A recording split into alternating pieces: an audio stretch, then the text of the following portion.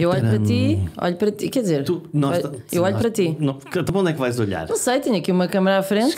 Esquece lá a câmera. É que tu és mais alto que eu, tu estás por cima da câmera, mas eu não. Pronto, então eu vou-me pôr assim aqui de lado. Tu estás tipo assim. Ok, então eu vou pôr mas eu olho para ti, Jorge Correia. Vou-me pôr mais baixinho, que é para... Não me faças perguntas difíceis. Não, eu não sei fazer perguntas difíceis. Eu vejo os teus... Está bem? Eu vejo e ouço. Tá? Já estamos a gravar. Pronto, já percebi. Eu não avisei. Sem pressão, não. Sem pressão. Como é que tu pões as pessoas tão à vontade? Essa é a razão principal pela qual eu te convido para este podcast. Quer dizer, porque é... Isso tu. Tu pões as pessoas à vontade, é um facto. Isto é, tu começas a falar com as pessoas e nota-se que, não naquilo que tu escreves, mas quer nos webinars, quer no Instagram, quando estás a fazer o teu programa, as pessoas contam-te tudo. Não me contam tudo, mas porque eu sou uma pessoa informal, eu acho que tem muito a ver com isso, é a informalidade. Eu não sou aquela jornalista convencional muito formal. Aliás, eu acho que... Formal é que é seca? Não, eu acho que sou tanto pessoa como jornalista, então não mudo a minha postura porque estou a fazer... Claro que adaptas ao contexto e ao entrevistado, mas normalmente eu tento ser muito na profissão como sou enquanto pessoa e não consigo diferenciar muito isso. Como eu sou uma pessoa informal... Também vou colocar as pessoas a tentar que fiquem informais. E às vezes dizem, mas isto parecia uma ida ao café. E depois a ideia é essa, porque normalmente o entrevistado até está tão nervoso.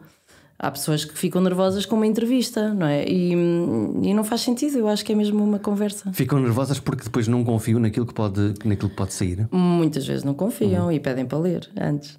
Pedem para ler? Sim, sim. E tu achas que pedem para ler porque...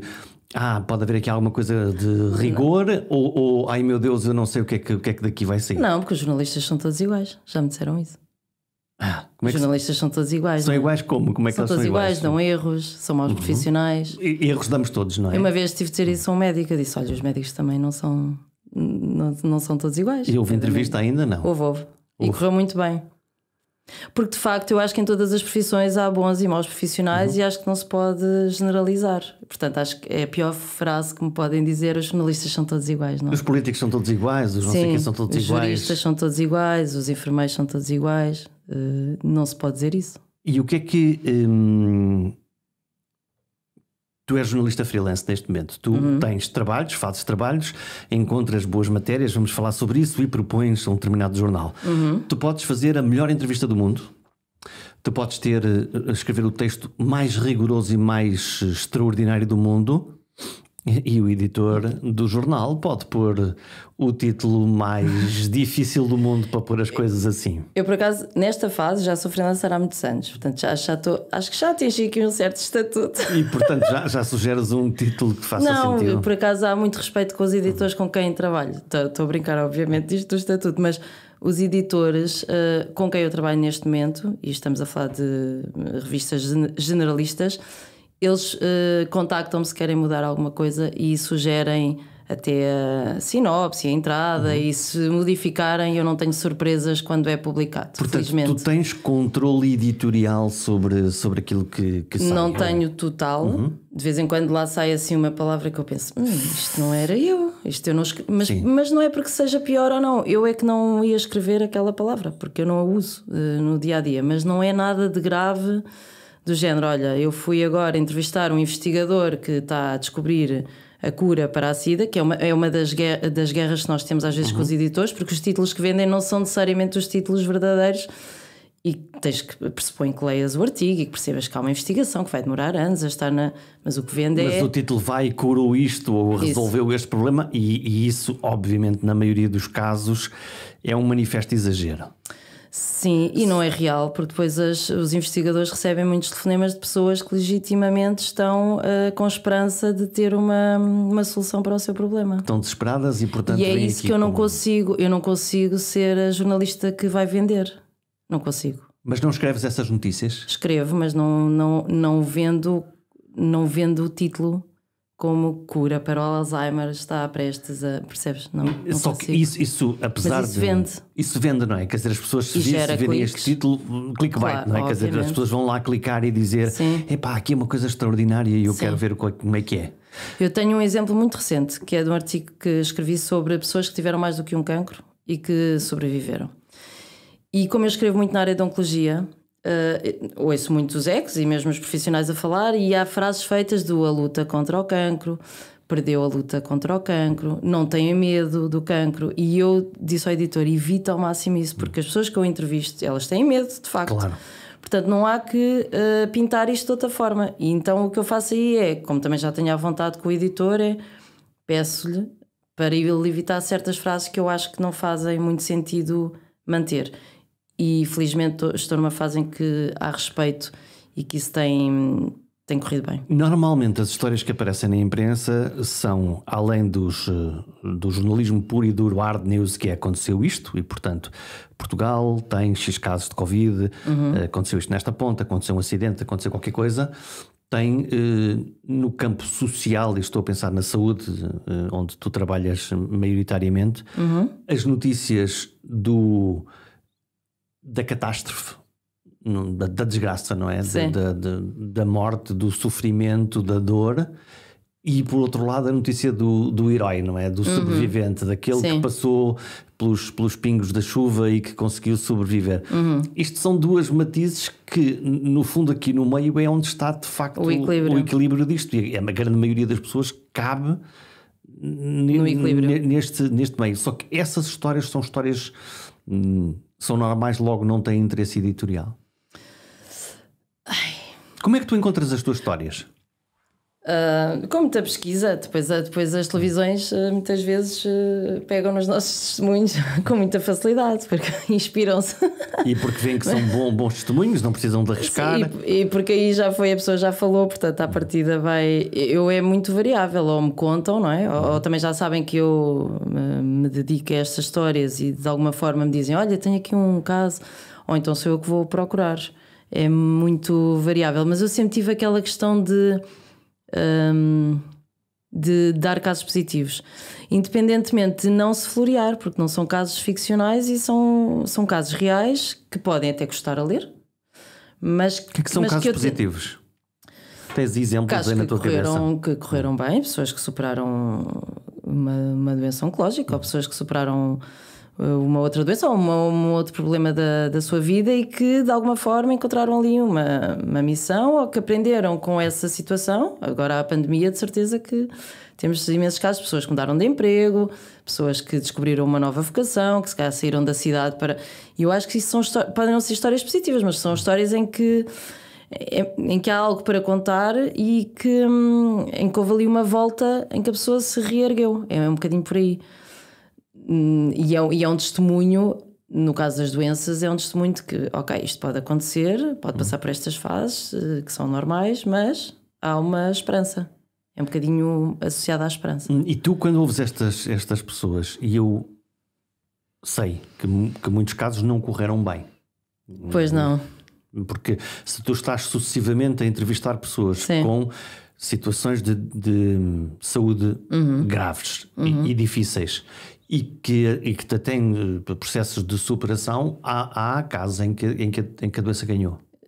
Sim, que já tivemos perdas e que eu já entrevistei pessoas que claramente... Eu lembro-me muito bem de uma rapariga que me dizia mesmo, eu agora já não tenho medo do cancro, e super positiva, tinha acabado de ser mãe e ela morreu. Foi assim o meu primeiro choque de perda de entrevistado. Agora, o que tu tens que fazer ao longo dos anos é criar um certo distanciamento, porque que é difícil e que muitas vezes não consegues.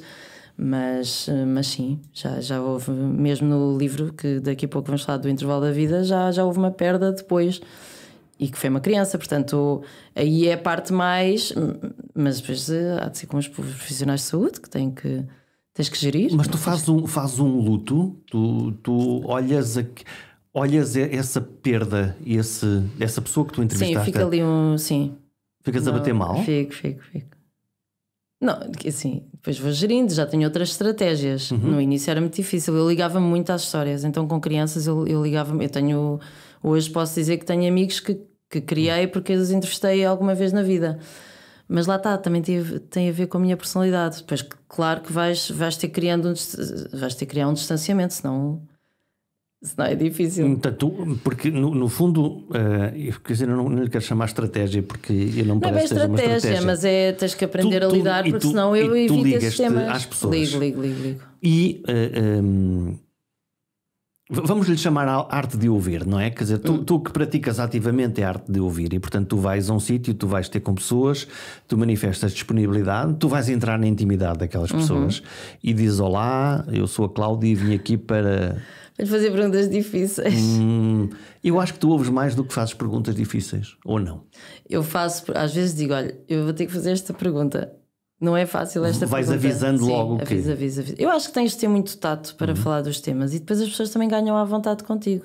Também há temas que eu sei que, se eles não quiserem que seja partilhado, ou que fica ali em tom de desabafo, e depois logo se gera no momento. E tu não forças, tu não vais... Não cedes esse instinto de conseguir tirar... Só se eu verificar que há ali abertura para, mas não... Sei que eu digo que às vezes não sou uma jornalista muito convencional, porque eu não tenho aquela ambição de deixa cá ver, agora vou, já que falaste nisso, agora vou ir puxar por ti. Eu acho que tem que ser uma relação de respeito. Como é que tu constróis as tuas perguntas? Tens uma estratégia? Tens uma pergunta iniciática? Eu sou péssima a seguir guiões, péssima. Eu até preparo. Mas escreves, preparas-te para pensar o que é que queres falar? Sou péssima, digo isso imensas vezes. Às vezes até pergunto: o que é que me vai perguntar? Tópicos. Que é uma coisa que, se forem então histórias de vida, mas é muito na conversa. Eu não sigo nada, sou péssima nisso. Péssima. Mas tu não tens perguntas escritas? Tenho, mas muitas vezes vão na cabeça. Depois depende dos temas, não é? Se for um tema que eu esteja menos preparada, depois há outros que para mim já são mais fáceis. Mas eu, mesmo que tenha as perguntas escritas, eu sei que aquilo não vai ser nada daquilo. Vai ser muito difícil. Então, nos diretos, muito menos. Eu penso em alguma coisa, numa abordagem, mas é muito... Como é que tu abres a coisa, momento. Para onde é que tu vais? Sim. E depois, intuitivamente, tu vais percebendo por onde é que o entrevistado pode ir e para onde é que a tua audiência eventualmente pode querer que tu vás. E às vezes é uma surpresa. Às vezes aquelas pessoas que tu dizes, tu achas à partida que são... Uau! Não, ao contrário. Não vale nada. Tipo, isto vai correr mal. Por exemplo, sim. E depois tens ali... Sabes que às vezes as pessoas mais simples, não precisam ter um cargo, assim, são as entrevistas mais bonitas que tu tens. Porque dizem-te coisas... Eu lembro-me houve uma frase que me ficou sempre do pai de uma... Ele depois é presidente de uma associação de doenças raras, e ele tem um filho com uma doença rara, e a frase que ele me disse que me ficou sempre foi: a resiliência é a única solução para quem não tem alternativa. E são estas coisas, sabes, que porque é muito da experiência do dia a dia. Portanto, às vezes tu até vais com uma expectativa, ou podes ir ao contrário, podes ir com uma expectativa de vai ser uma entrevista brilhante, tipo tu hoje, aqui comigo. E depois uma conversa, isto não é uma entrevista. E depois aquilo, pronto, olha, é o que temos. Meu Deus! Porquê é que eu a convidei? Já tiveste experiências de falhança redondo? Já. De tu dizeres: este não era nada assim. Não era nada disto. E é muito difícil isso. Eu normalmente tenho uma grande guerra com... Eu depois tenho que mandar isto a um dos meus editores que sofre muito comigo, porque eu estou sempre a negociar espaço. Eu digo sempre: não pode ser. Como é que eu posso ter 4 páginas para 6 testemunhos tão bons? Não, e estou sempre a discutir com ele. Ele diz: só estou mais 2.000 caracteres. Mas eu preciso mais 6.000. E os editores sofrem muito comigo, porque normalmente eu acho que... Claro que as pessoas depois não leem tudo, mas tu tens histórias tão boas que não as queres perder. E acho que quando acontece o contrário, que é tu tentares ocupar aquele espaço porque não tens ali sumo. Eu preciso de 2.000 caracteres, mas eu só tenho 1.500 para estar. Epá, então faz-me aí mais uma caixinha de texto, mais uma biografia. Sim, e isso aí é que eu acho que é pior e é mais frustrante. O que é um péssimo entrevistado? Ou uma péssima fonte, ou uma péssima... São pessoas que claramente estão a dizer o politicamente correto. Tem uma agenda? É isto? Tem uma agenda e sabem muito bem o que é que podem dizer e não podem dizer. Portanto, o que me dizes é que provavelmente as pessoas mais diferenciadas e com cargos, como tu dizes, os poderosos, são mais... não, nem sempre. Claro que tu sabes que à partida, se fores entrevistar algumas áreas, eles têm outro tipo de responsabilidades que não te vão dizer tudo o que tu queres. Mas tem uma cartilha? Acho que tem muita assessoria e é diferente do que uma pessoa que passa por uma história de vida e que está mais próxima. E nem aí tu ligas o teu modo de jornalista de agora eu vou querer saber a história toda. Sim, mas tenho sempre ali É assim, depende muito dos casos, não é? Também não entrevisto assim. Estamos a falar de quê? Na área da saúde também entrevista. Provavelmente não é um exemplo não é, bom. Sim, porque não estou a pensar mais em política. Na política geral. E não é uma área que eu faça tanto, não é? Portanto. Mas sim, a minha postura é quase. Claro que eu depois me adapto, não é? Se estiver a falar com o secretário de Estado da Saúde. Não vou com um CAO, mas mesmo assim às vezes eu dou-lhes um bocado a volta, que é dos géneros, há ali um início, sabes, de muita formalidade e depois no fim já estamos todos para o mesmo. Qual é a estratégia que tu usas? Não uso, eu acho que sou eu própria. É intuitivo? Eu acho que é. Eu nem sequer penso nisso. É uma coisa. É como eu estar aqui hoje contigo a conversar. Portanto, tu começas, ok, aquilo tem uma relação. Tem uma formalidade. Eu estou aqui, tu estás aí, não é? Sou profissional, tá? Exato, não. Quer dizer, mas cada um está a desempenhar o seu papel. Claro. Não é? Sim. Quer dizer, a senhora jornalista, sim. A pessoa que às depois. vezes chamam-nos doutores, que é uma coisa. Doutora Cláudia. Doutora, sim. Na área da saúde há muito isso. Eu, Cláudia. Não, doutora Cláudia, que é uma coisa muito. Não sei, pensam que jornalismo de saúde, que somos médicos ou assim. É assim, há uma formalidade, mas depois aquilo. Quer dizer, depende dos casos, não é? Eu agora lembro-me de uma coisa que é a propósito do doutora Cláudia, do pensar que somos médicos. Que é, tu também levas com os teus amigos e familiares que te telefonam a dizer: olha, tu que fazes saúde, recebi aqui umas análises, diz-me lá o que é que isto quer dizer. Sim, às vezes já me dizem: tu és quase médico. Eu, claro, é quase isso. Não, podem, quanto muito, pedir-me ajuda em termos de um contacto com algum médico, que eu aí acho que é completamente normal. Mas aí, ótimo, quer dizer, tu conheces não, mas pessoas. Não é para meter uma cunha, é para sugerir. Não, imagina claro. que tens um problema de saúde e que queres um especialista que seja adequado e então pedem uma sugestão, sim, mas não mandam análise. Não, eu mando aqui o PDF das minhas análises, que é para tu diz-me. Se bem que as análises até é fácil de ver. Estou a brincar. Vês os valores de referência. Exato. Qualquer pessoa sabe. Isto cabe no intervalo, portanto não me parece assim especialmente médicos. mal. Não somos todos médicos hoje em dia. Cientistas somos. Na Covid, está aprovado, somos não é? Todos. Sim. Como é que tens lidado com as Covid?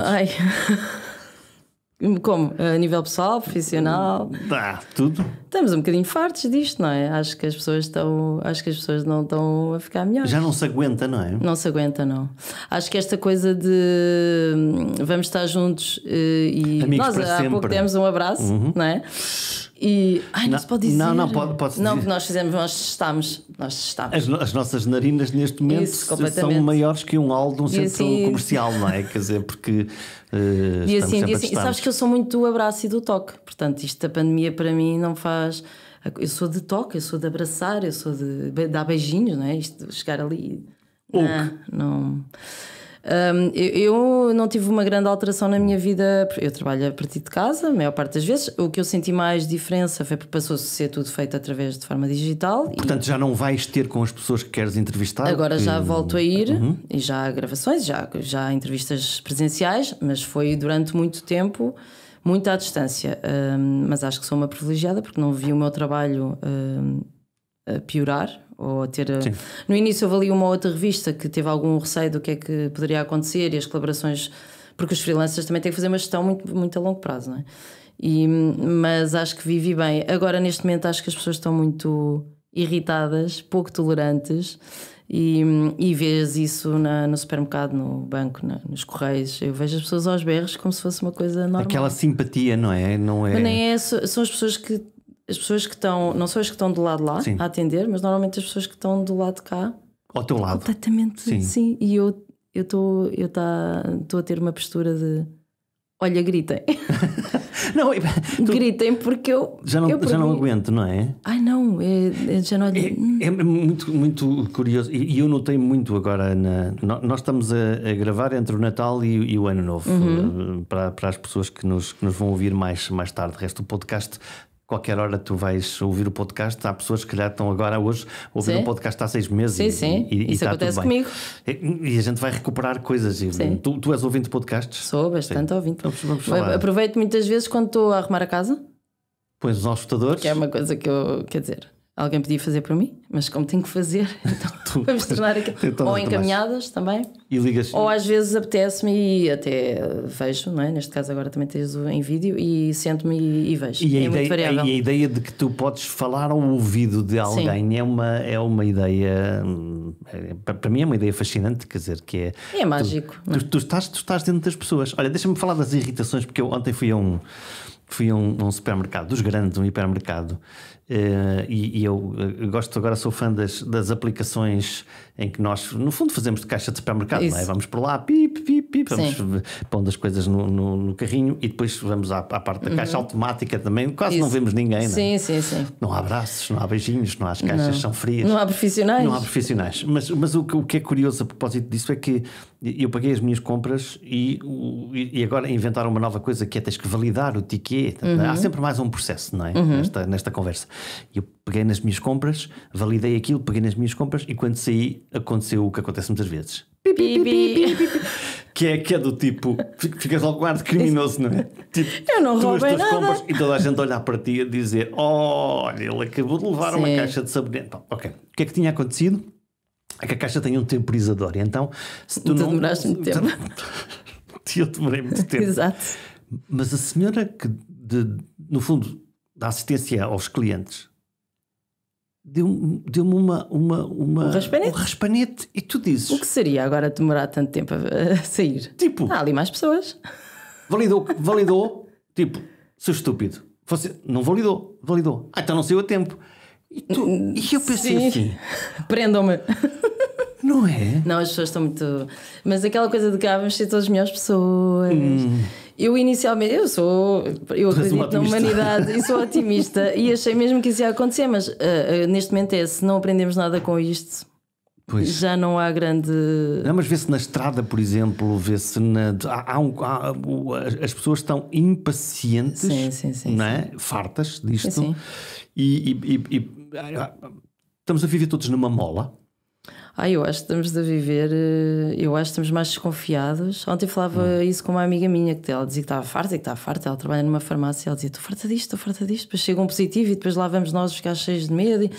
E depois era a questão de nós não conseguimos estar naturalmente com ninguém. Vais almoçar, até podes ir e de género, olha, eu tenho que ter uma vida social, isto é importante para o meu equilíbrio, mas depois pensas: e se eu estou, e se ele está, e se eu der negativo, mas aquela responsabilidade de tu poderes transmitir, ouvires alguém. Sim. E eu acho que isso é muito assustador. Fora, já não vou falar das pessoas que viram os seus trabalhos. Sim, que perderam o seu trabalho. Não é? E que viram, e vidas complicadas, e divórcios, porque as pessoas não estavam habituadas a passar 24 horas. Isso é importante. Acho que as pessoas... não é? Estás aqui outra vez. De género, então, tu não vais trabalhar. Normalmente, isso. Portanto, mas não, estou um bocadinho cansada, já estou com esperança, mas acredito na ciência e acredito que vamos todos sair disto. Ainda ontem estávamos a falar daquilo que agora aparece escrito nas paredes sobre a Covid-19 mentira. Assim? Sim.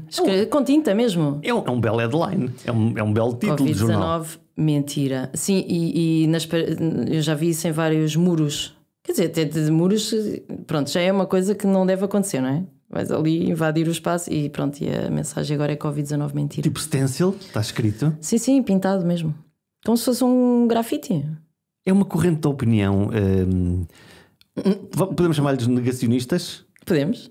Negam o vírus, negam a vacina. Negam os direitos. Negam a existência. Negam os deveres. Não negam os direitos, negam os deveres.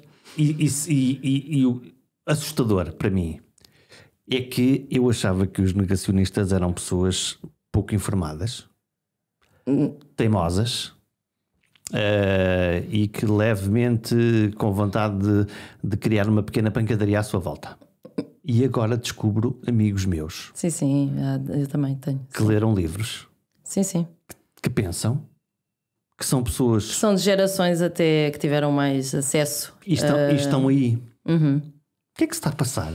Não sei, eu no início fazia algo, e depois eu até tinha alguns, nas minhas redes sociais, que vale o que vale, tem aquele núcleo restrito, e eu tinha algumas amigas que me enviavam, naquela altura em que havia aquelas mensagens que não eram verdade, e dos áudios, e pronto, ou alguma notícia que sai, muitas vezes o que acontece nas redes sociais é que as pessoas partilham e não filtram, e acontecia-me pedirem-me: olha, isto é verdade, não é? Sim. Sabes se isto tem fundamento de verdade?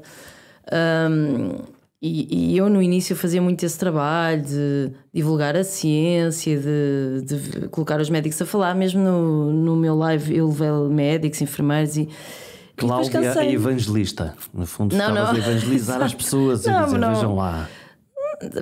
Porque tu tens que também agarrar à tua profissão e tens de te agarrar ao papel que tu podes ter numa fase destas, que é, olha, se eu tenho algumas ferramentas... Mas como é que a narrativa mais científica, às tantas, é ultrapassada por esta narrativa? Em termos de comunicação é isso que me fascina. Acho que as redes sociais têm muito poder. E tu também te agarras àquilo que queres acreditar, não é? E quanto mais lês daquilo, provavelmente mais acontece. Sim, depois também tens pessoas que são médicos e que são jornalistas nesses grupos, não é? Que até são pessoas que à partida têm uma credibilidade e tu depois as outras acreditam naquilo que querem acreditar. E eu acho, atenção, que a dúvida, já falámos sobre isso, a dúvida, mesmo em relação às vacinas, eu acho que a dúvida e o medo e o colocar em causa é tudo legítimo. O fazer perguntas faz sentido sempre, sempre, não é? Sim. Porque ninguém viveu isto, não é? Ninguém tem, nós não sabemos, não é? Foi a primeira vez. Mas aquilo não é só fazer agora, perguntas. Tu vives em não é? sociedade. E aquilo não é só fazer perguntas, e no fundo é dizer eu quero continuar a viver da maneira que estou a viver, eu não quero que me limitem o acesso ao restaurante. Que eu percebo isso. Eu também. Claro, quer dizer, quem não percebe claro. aqui a questão é que nós levamos com isto não é por porque nos apetece, nós vivemos em sociedade. Sim. É o que eu costumo dizer, nós vivemos em sociedade e se calhar se os números hoje não estão como há um ano, ou se há diferenças, não é? A nível da mortalidade e de quem é que são os mais afetados, é porque a ciência, porque os 86%, já não sei, de vacinados contribuíram para estão isto. A conseguir bloquear o curso natural da doença. A propósito dos negacionistas, e há uns tempos eu estive a conversar com uma médica e há uma declaração sobre Covid. Eu vi. E que está na linha da frente, e fiz uma pequena promoção para as redes sociais e houve um ataque tipo matilha. Sim. Isto é, não foi uma ou duas pessoas. Não, normalmente juntam-se. Sim. No fundo, a protestar pelo facto de, na altura, nós estávamos de máscara. Porque é que vocês dizem estas coisas? Vocês estavam de máscara. Por estarem de máscara. Mas há haver sempre aqui esta dinâmica de. Sim. Já me aconteceu também, sim. Em webinars sobre vacinação, claro. E tu resistes à ideia de bloquear estas pessoas? Não, eu quanto muito, se achar que aquilo ultrapassa o limite do razoável e de ofensa que não é aceitável, eu não posso bloquear, porque eu estou a moderar. Eu supostamente nem devia estar a ver os comentários em direto. Onde é que está a fronteira? Isto é, porque depois... Porque as pessoas têm liberdade de opinião. Aí está. Liberdade de expressão, liberdade de opinião. Onde é que está essa fronteira? Que é uma ofensa, obviamente. Tens que deixar disponível, mas se for uma ofensa mesmo que é considerado crime. E sim, e que é gratuita normalmente, quer dizer, que é dita pela boca são fora. São ali profissionais que estão ali, médicos, e hoje em dia, quer dizer, eu acho que há uma liberdade tal que hoje em dia diz tudo. As redes sociais, no fundo, deram um palco a quem não tinha um palco, não é? E portanto, sim, hoje, eu ainda hoje estava a ver uma notícia, já não sei do quê. É muito curioso, tu vês uma notícia sobre Covid e tu vês logo, por exemplo, tu fazes um artigo jornalístico que até tem, e aquilo passa ao lado. Sim. E não tem opinião, não tem impacto nenhum, exatamente, nenhum comentário. Nada. E tu sabes o trabalho que aquilo deu e achas que aquilo é um trabalho válido. Há reportagens, mesmo em relação à Covid, há reportagens brilhantes que não... E depois vês uma notícia e vês 500 comentários, pronto. E tu abres, eu tinha um editor meu que me dizia em relação aos meus artigos, e depois uma vez dizia-me: não leias comentários de artigos que escreves. Não leias. Ele dizia-me isso. Quer dizer, é uma dor de cabeça. Vais sempre encontrar. Não leias, passa ao lado. E aqui tu tens sempre a tentação de ir ver pelo menos os primeiros comentários. A curiosidade matou o gato. E são. Pronto.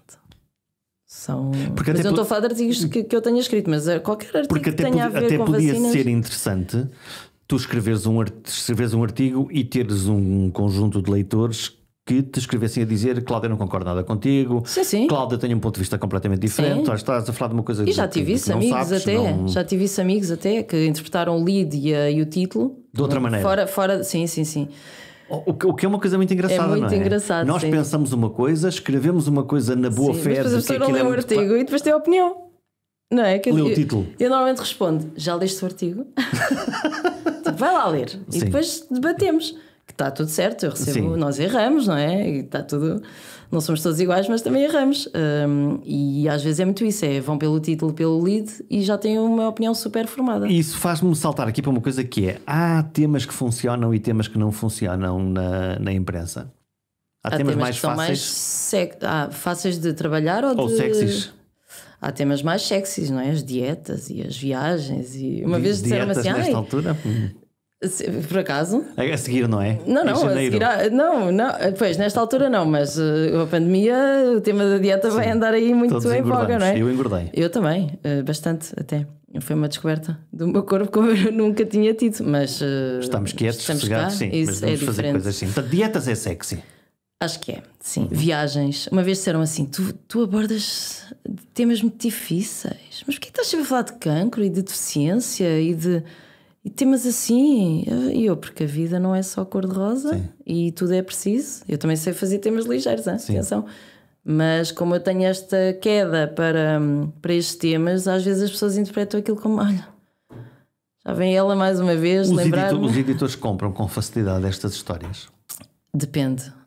Eu costumo dizer que em 10 temas passam 2.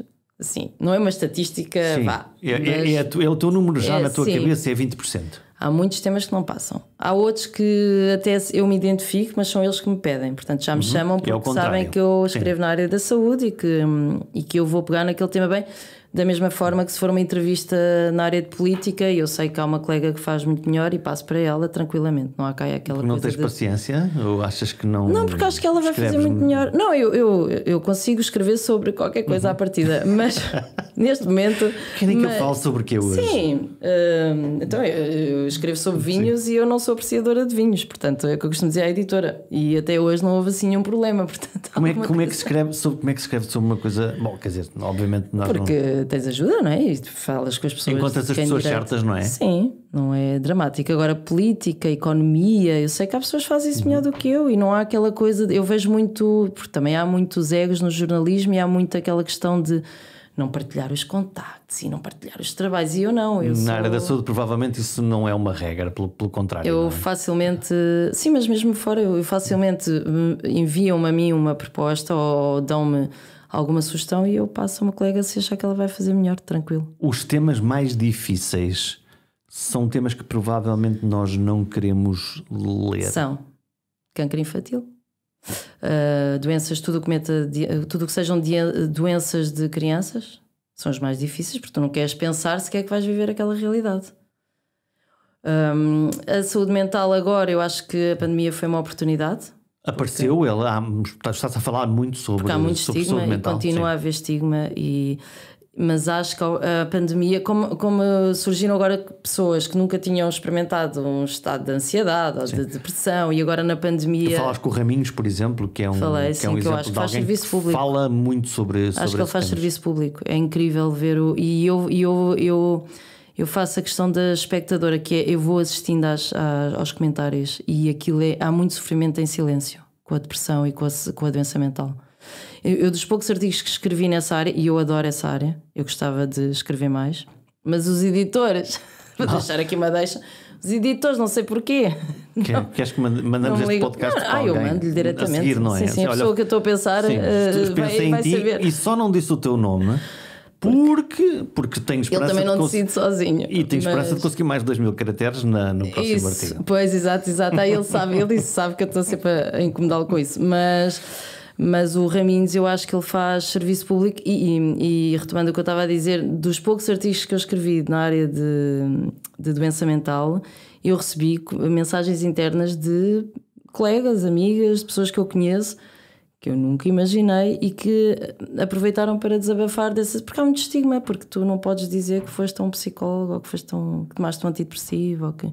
Para mim sempre foi claro, já fiz isso tudo, já fiz psicoterapia, mas já tomei medicação. Qual é a dificuldade de dizer que alguém teve uma gripe ou que alguém teve Covid e agora está... Porque o psiquiatra e o psicólogo é para pessoal maluco. Que é o que precisa, não é? Para mim é tudo saúde. Saúde física, saúde mental, para mim é tudo... Nós somos um todo. não é? E, portanto, há um a linha, estigma. há imenso estigma. Tanto que tu não encontras muitas pessoas que têm a cara. Tu fazes entrevistas muito com o nome fictício. Aí é difícil. Porque muitas vezes tu queres ter entrevistados que... porque valida-se se tiveres uma cara, não é? Sim. Mas nesses temas há muita gente que não dá a cara. Porque depois há repercussões a nível profissional. Depois os colegas acham que são menos válidos. Porque a família acha que horror, tens é que ter força, vai ver o mar. Sim. Vai apanhar sol. Que é tudo maravilhoso, não é? Exato. Vamos ver o mar e apanhar sol. Qual é o teu problema na tua vida se tens uma vida tão boa? Isso, exatamente. Nós próprios, se reparares, nós perpetuamos o estigma em várias áreas. Tens um emprego tão bom, tens uma família tão bonita. Como se nós vivêssemos todos na casa uns dos outros. Estás triste? Vai à praia. Sim. É como a questão da... E eu esse posso falar abertamente porque eu não sou mãe.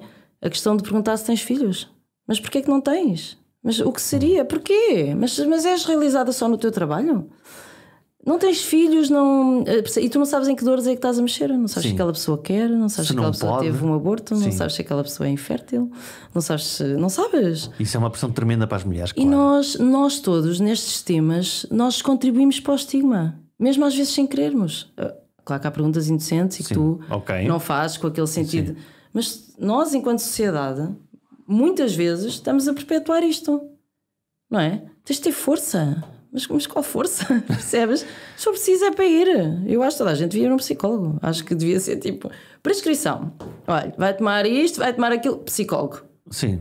Até para te conheceres a ti próprio. Vejo com a maior das naturalidades, passo a vida a dizer a amigos meus para irem. Eu gostei de fazer psicanálise, foi um belíssimo. E às vezes é fases, e depois se calhar precisas e voltas, e eu vejo super tranquilo, não sou nada, não tenho problema nenhum, tabu nenhum de falar sobre essas coisas. Precisei em certa fase da minha vida e acho que quando é preciso é melhor ir lá. Olha, tu aproveitaste o intervalo da vida, primeiro fazendo um livro já um 2012? Já é velhinho.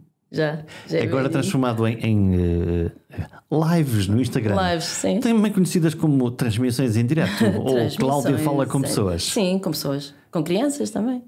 Um sucesso. Eu por acaso vi, tu fizeste um direto com duas crianças ao mesmo tempo, mas com duas ao mesmo tempo. Sim, fiz, que eram irmãs, mas depois tinha várias crianças. Isso é grande maluqueiro, isso é arriscadíssimo. É loucura total. Eu, como dizia uma amiga minha, tu gostas de viver no risco. Aquilo pode descambar completamente. Podem ficar caladas? Sim, e podem nem dizer, nem mugir. E podem dizer tudo. Tudo, sim. Foi maravilhoso. Diverti-me muito. Foi muito maravilhoso. Porque acho que nós os devíamos ouvir mais, porque esta questão da telescola, tu ouves os professores, ouves os pais e as crianças. Foi nesse sentido. Que também devem estar fartas. Não, maravilhoso. Queixaram-se dos pais, dos professores, é maravilhoso. E eu gosto disso, porque lá está. Ali não há guião. Os miúdos dizem tudo o que pensam, nem pensam nas respostas. Isso é que é maravilhoso. São os interessados mais genuínos, ou as conversas mais genuínas. E disseram tudo? Tudo. O meu pai disse que a minha professora não percebia muito de internet. E o pai a comentar. Assim: ai meu Deus, agora. Porque hoje em dia toda a gente vê tudo, não é? Exato. Ou então a minha mãe aspira enquanto eu estou a ter uma aula. Foi maravilhoso. São retratos verdadeiramente. Vão voltar, de certeza. Eu adoro. Acho que, quer dizer, às vezes pode correr mal. Pode, mas tu estás disponível para correr o risco? Estou, sim, em último caso. Ai, a ligação foi abaixo. Ai meu Deus, o que é que está a acontecer aqui? No intervalo da vida, tu tens um conjunto de pessoas, de perfis, na realidade é o que tu fazes quando tu escreves. Algum que te tenha. No livro? Sim, no livro. São todos eles. Bem, uma das porque histórias. O livro permite-te entrevistar, permite-te pensar e permite-te escrever. Os diretos no Instagram, no fundo, são um produto de consumo instantâneo. No fundo, tu vês, estás ou não estás, comentas ou não comentas. Sim. No livro surgiu da necessidade dos meus editores não me aceitarem alguns temas e lá está, eu já tinha este problema dos caracteres e eu ali posso escrever livremente. Não tenho aqui, livremente, pronto, mas não tenho uma barreira, não tenho 10 mil caracteres e posso contar a história como eu quero. Pronto, e além de ter histórias pessoais, de pessoas ao meu redor e de histórias que enfrentei enquanto cuidadora, depois tenho outras que fui conhecendo. Todas as que envolvem crianças são as mais difíceis. E uma delas já o desfecho já foi diferente do que em 2012, porque tinha uma doença rara muito complicada, uma esperança média de vida muito curta e faleceu uns 2, 3 anos talvez. Voltaste para contar esta história de novo ou não? Não, vou depois do livro. Sim. Eu acho que voltei a contar a história, mas mais recentemente não, porque depois os pais também estavam em muito sofrimento e depois tens que encerrar. Até porque estas histórias depois, muitas delas são pintadas com... estou a pensar até mais nas televisões, se calhar. Com umas cores mais... Eu não pinto muito. Torná-las mais positivas do que elas são, na verdade. Ou mais negras. Ou mais negras, dependendo É muito difícil o equilíbrio da questão do sensacionalismo, porque tu tens de ter muito... É a escrita com pinças. Tu tens que ter muito cuidado. Mas quando tu escolhes o ângulo logo da maneira como atacas a história, tu acabaste de mostrar às pessoas porque é que elas têm que ler aquela história. Sim. Eu acho que todos devemos ler. Eu tinha algumas reações em relação ao livro que era... Primeiro é assim, aquilo são 20 capítulos, portanto também não é um livro de leitura seguida. Não é? Por exemplo, estou agora a ler o livro do Raminhos e é um livro que se pode ler de leitura seguida. Aquilo são 20 capítulos, portanto são histórias soltas e individuais de vários ângulos da saúde: prematuridade, depressão, cancro, doenças raras, whatever. Tem cuidadores e tem doentes, mas são vários prismas. E tu podes ir lendo, só que havia pessoas que ficavam com todos os sintomas que liam, que a pessoa passou por aquilo. E eu não floreio a realidade. Posso, se calhar, não colocar um outro pormenor que eu acho que já pode ali estar na fronteira do sensacionalismo. Isso, não pões lá. Ou não puxas por ele, numa pões lá forma mais... sítio. Sim, porque há coisas que também não vale a pena esmiuçar.